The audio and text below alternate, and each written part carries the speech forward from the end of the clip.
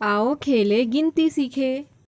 1 2 3 4 5 6 7 8 9। चीज़ें गिने, अदद पहचाने, सही अदद के गिर्द दायरा बनाए। चलिए गिनते हैं। 1 2 3।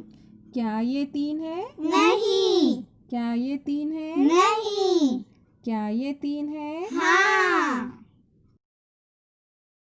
1 2 3 4। क्या ये 4 है? नहीं। क्या ये 4 है? नहीं। क्या ये 4 है? हाँ।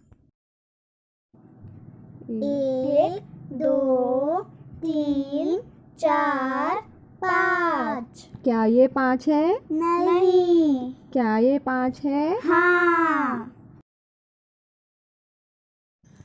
चलिए अब बाद में आने वाला हिंसा लिखते हैं।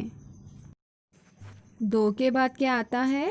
3। चौकोन में हम 3 लिखेंगे। 5 के बाद क्या आता है? 6। चौकोन में हम 6 लिखेंगे। पहले आने वाला अदद लिखो। 6 से पहले क्या आता है? 5। चौकोन में हम 5 लिखेंगे। 3 से पहले क्या आता है? 2। चौकोन में हम 2 लिखेंगे। अदद पढ़िए, छोटा और बड़ा अदद बताइए। 3 और 1।